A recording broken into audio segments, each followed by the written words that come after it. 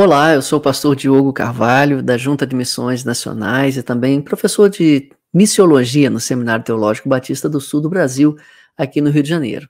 Este é o curso de Conversas Evangelísticas, aula 3. Que bom que você chegou até aqui. Já falamos sobre os fundamentos teológicos das conversas evangelísticas, também apresentamos um roteiro básico para essa conversa na aula passada e hoje vamos trabalhar aqui as principais objeções.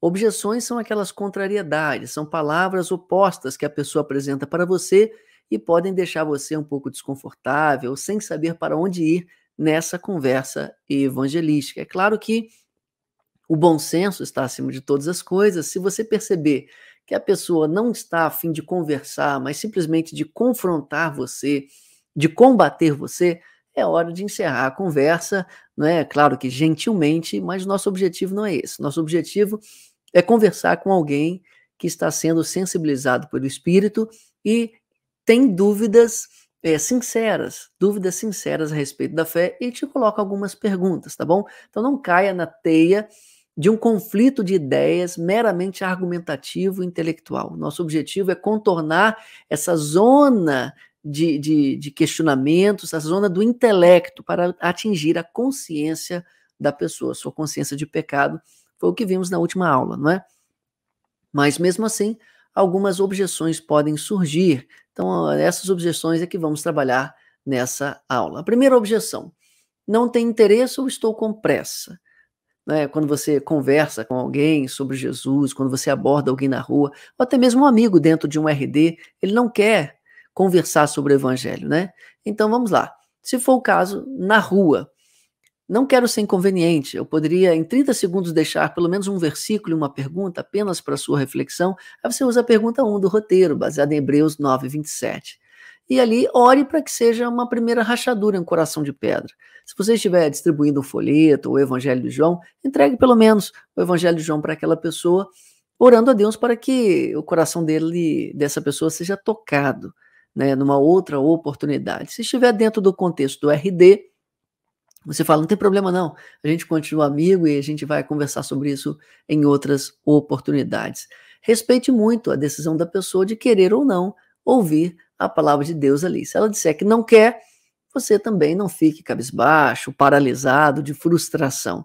Siga para evangelizar a próxima pessoa, né? A experiência, a prática vai fazer você encarar com mais tranquilidade esse não que às vezes você pode receber, não é? A segunda objeção: eu não acredito em Deus nem na Bíblia. Essa é aquela objeção que todo evangelista teme, já que tudo que a gente vai falar está baseado na Bíblia.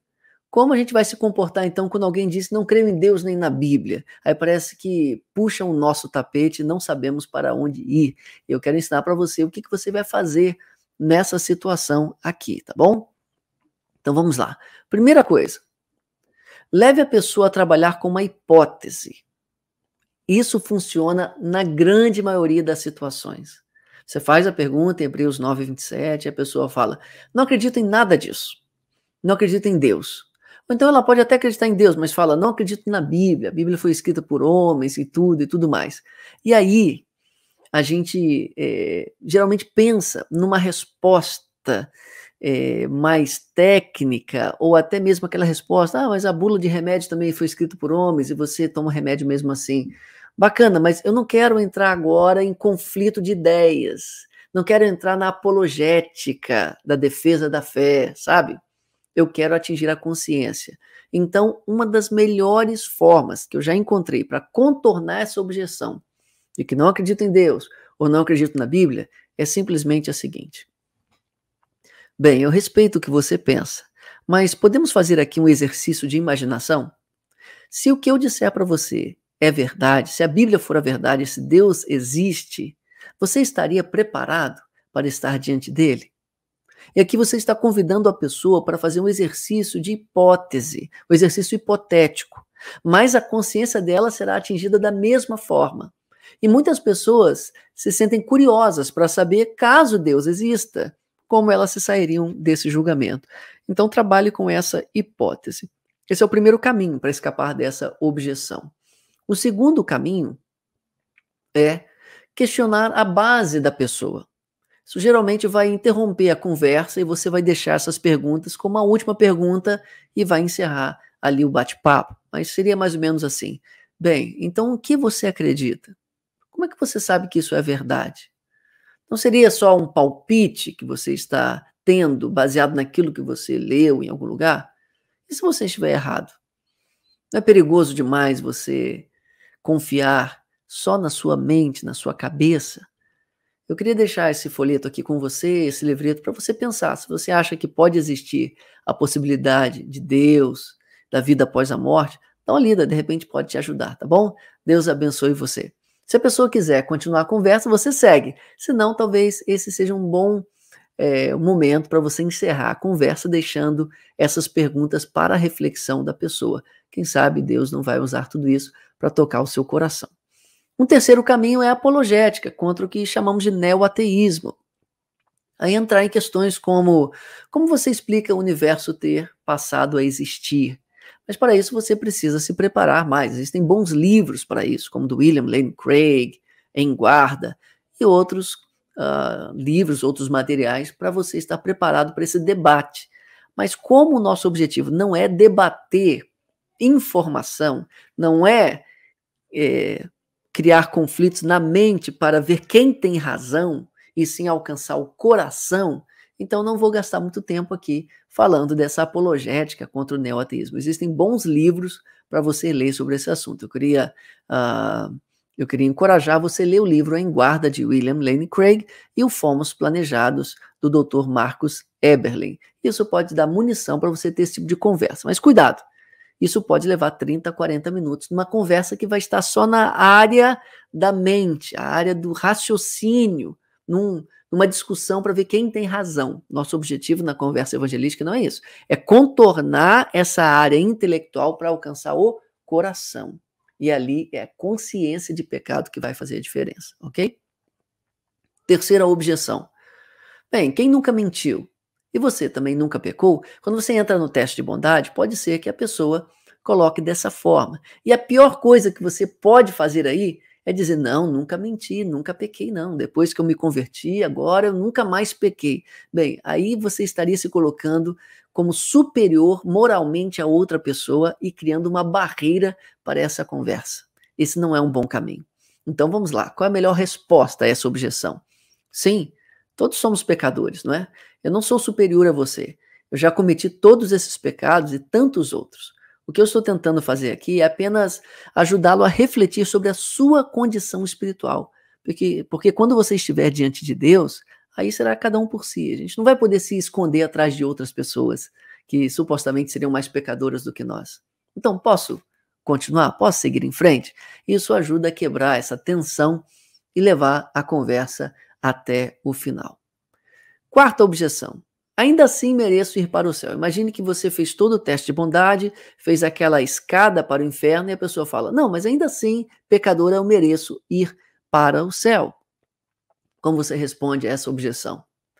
Bem, primeira coisa, o Espírito Santo é quem convence o homem do pecado. Então, se você percebeu ali que você está falando para uma parede, é como se os seus argumentos, as suas palavras batem e voltam, então não adianta você insistir muito.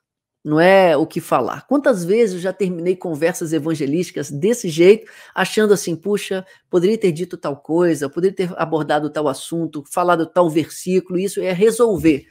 Cara, não ia. Não ia resolver. Então, você tem que aprender a não se sentir fracassado se a pessoa não se quebrantar diante da conversa evangelística. Deixe uma mensagem final e ore para que Deus dê outra oportunidade a essa pessoa, tá certo? Geralmente eu falo algo como: bem, Deus é justo, né? Deus, ele também vai punir as pessoas. Ele é bom, mas ele também é justo. O que se conecta a essa quinta objeção.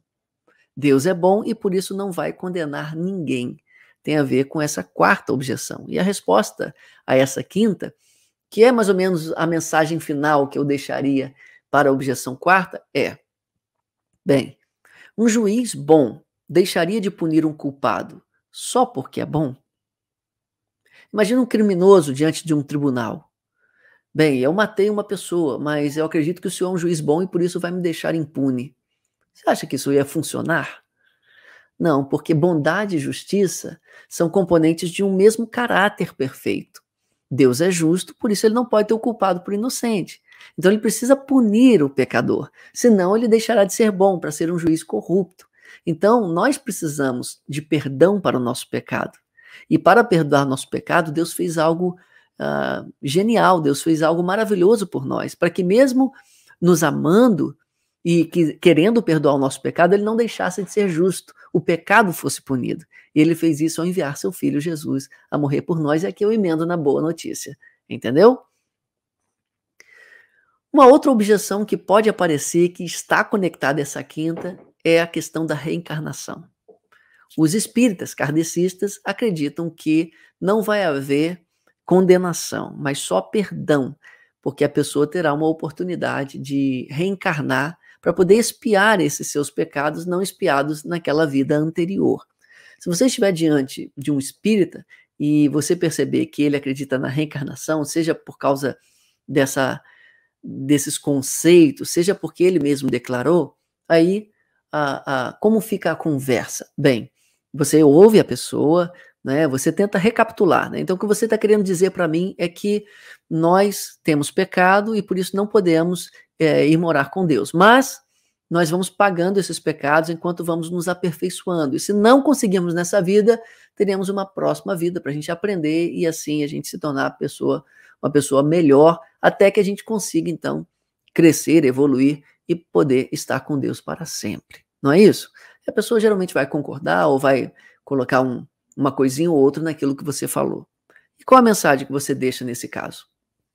Bem, poderia deixar com você uma outra perspectiva, que eu considero ser a mais bíblica, a mais coerente com o que a Bíblia diz? Bem, a Bíblia diz que Jesus morreu pelo nosso pecado. O método de salvação de Deus não é o ser humano melhorar, porque o ser humano ele é muito falho. O método de salvação de Deus é dar a salvação de graça àquele que crê no Filho, porque o Filho pagou o preço pelo nosso pecado. Sei que você não concorda com isso, mas pense bem. Será que o ser humano merece toda essa esperança? Será que não seria uma ilusão achar que nós vamos melhorar tanto? Por exemplo, você já contou alguma mentira? Você já desobedeceu os pais? E aí você segue pelo teste de bondade, percebe? Então, a todo momento você vai querer contornar o intelecto e voltar à consciência, falando do teste de bondade, orando para que a pessoa perceba que é uma ilusão confiar no ser humano para a salvação. Nós precisamos confiar em Cristo, na obra de Cristo, e não na nossa obra, seja nessa vida ou na outra, né? Admitindo assim, por hipótese, né? Só para viabilizar a conversa, que exista reencarnação. Nós sabemos que ela não existe, tá ok? Então, numa conversa evangelística com espíritas, eu vou evitar entrar num debate bíblico sobre a existência ou não da reencarnação, a realidade ou não da reencarnação. Poderia até fazer isso, se eu sentir que é o momento, mas aí estaria no campo da apologética, do conflito de ideias. E meu objetivo não é conflitar ideias teóricas, doutrinárias, mas sim alcançar a consciência. Então, eu diria, repetindo, você acha que o ser humano é digno dessa confiança, dessa esperança em nós mesmos, de que nós vamos melhorar? Por exemplo, você já mentiu alguma vez na vida? Você já desobedeceu seus pais? E aí segue pelo teste de bondade.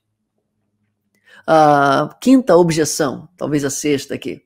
Terei tempo para me arrepender depois. A pessoa entendeu tudo isso, a pessoa conheceu ali o evangelho, ou ela já conhecia antes, ela diz, não, mas agora está cedo demais, eu terei tempo depois. O que a gente diz? Bem, nós podemos morrer a qualquer hora. Muitas pessoas que vão para o inferno possuem um plano que dará errado. Como você pode estar certo de que a sua estratégia é realmente segura? Essa é uma pergunta para a pessoa refletir, não é mesmo? Como é que você tem certeza que esse plano vai dar certo, que você terá tempo depois?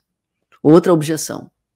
Já fui de igreja também, estou afastado de igreja. Olha, os afastados de igreja mereciam um treinamento só para eles, não é? Mas vamos tratar aqui, basicamente, do que falar a um afastado de igreja. A resposta que todo mundo queria ouvir, quando a gente pergunta lá, você estaria preparado? é sim. Por quê? Porque eu estou salvo. Cristo me salvou. Essa é a resposta que nós gostaríamos de ouvir. Naquela pergunta inicial da abordagem, você estaria preparado para estar diante de Deus, ser julgado por Ele e ter um final bom? A resposta que nós esperamos, sim. Por quê? Estou salvo porque Cristo me salvou. Colocar a confiança da salvação, a segurança da salvação em Cristo. Isso é o que gostaríamos de ouvir. Mas a realidade é que muitos vão dizer o seguinte: estou salvo porque sou bom o suficiente. E não se espante, até afastados de igreja. Até afastados de igreja. Ou até gente dentro da igreja que precisa ser reevangelizada. Você estaria preparado? Sim. Por quê? Porque eu vou à igreja, porque eu entrego o dízimo, porque eu oro no monte, igual eu já ouvi algumas vezes. Então, a conversa fica mais ou menos assim para um afastado de igreja. Você estaria preparado? Não. Por que não? Porque estou afastado da igreja. Ok? Já ouviu isso? E o que você precisa fazer então para ser salvo? O que ela vai responder? Voltar para a igreja. Percebe a distorção teológica?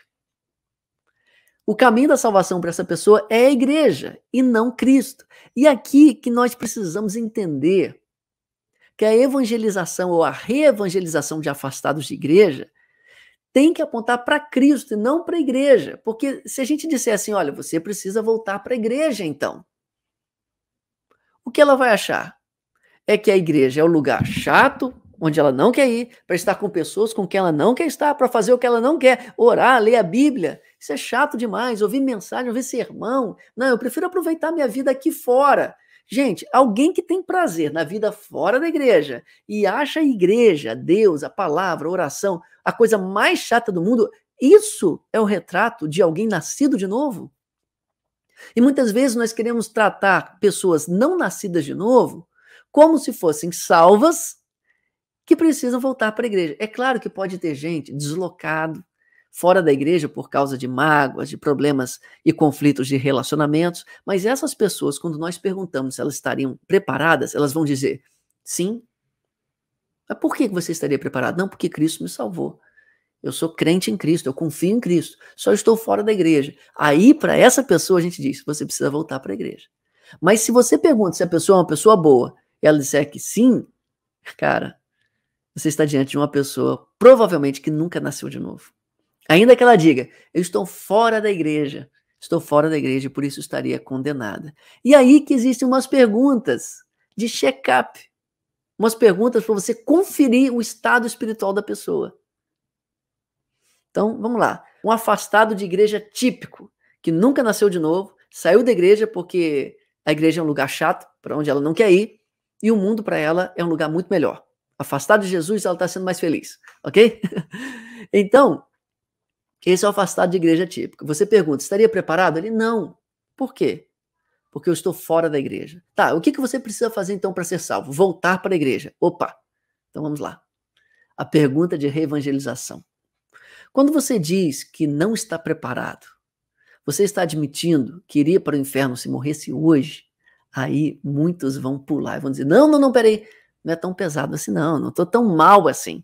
E aí você entra. Você se considera uma pessoa boa? E faz todo o teste de bondade com a pessoa. Entendeu? Se a pessoa deposita sua esperança de salvação, não em Cristo, mas no seu comportamento de voltar para a igreja, essa pessoa não entendeu o evangelho ainda. Aí você vai para o teste de bondade, ok? Outra perguntinha. O que você precisa fazer? Ah, preciso voltar para a igreja. Tudo bem, mas você acha que todas as pessoas na igreja estão salvas? Então, frequentar ou não uma igreja não é o que determina se uma pessoa é salva ou não, concorda? É uma pergunta boa para a pessoa refletir? Outro. Você quer buscar entender o que a pessoa acredita sobre salvação? Qual é a teologia de salvação dela? Uma boa pergunta para você fazer é essa. Se eu estivesse perdido e você estivesse me evangelizando, o que você diria que eu preciso fazer para ser salvo? Algumas vezes ela até diz, né? Ela precisa aceitar Jesus e entrar para a igreja. Ah, mas tem tanta gente na igreja que está lá e não é salva, concorda? Tá. Então você faz essas perguntinhas de reevangelização, de acordo com o contexto, mas se você percebe que essa pessoa não nasceu de novo, e ela não tem prazer em Deus, em Jesus, na palavra e na oração, e ela prefere a vida do mundo, mas a igreja é aquele caminho penoso que a pessoa sabe que tem que trilhar só para não ir para o inferno, mas ela atrasa essa decisão de voltar para aproveitar um pouquinho mais do mundo, você vai ter que fazer o teste de bondade com essa pessoa. Você faz essas perguntas, mas volta para o teste de bondade. Peraí, você se considera uma pessoa boa? E trate essa pessoa como se ela nunca tivesse ouvido o evangelho, porque muito provavelmente ela nunca o ouviu mesmo, ok? Então, essa aqui foi a nossa aula 3, do nosso curso de conversas evangelísticas. Eu espero que você tenha gostado e agora fica um exercício para você fazer. Eu queria que você encontrasse uma dupla. Pode ser alguém que esteja fazendo esse curso também, alguém que fez as outras aulas. Faça uma dupla com essa pessoa. Um será o evangelizador, o outro vai simular um papel, vai atuar, né, como se fosse um ator ali, fingindo ser uma outra pessoa. Aí você tenta, né, colocar um ateu, um afastado de igreja, um espírita, vai tentando criar situações e fazendo essa prática, praticando com esse seu amigo, essa sua dupla, ele representando um papel. Faça primeiro, minha sugestão, o roteiro básico, não complique. Depois vai acrescentando algumas objeções com a sua dupla. Depois você inverte. Você é o entrevistado e a pessoa evangeliza. Essas simulações vão ajudar muito a você se preparar melhor para as conversas evangelísticas reais na rua. Essa então foi a nossa aula 3. Até a próxima aula, quando eu vou dar algumas dicas práticas para a conversa evangelística. Então fique ligado aqui. Obrigado por assistir mais essa aula. Até a próxima.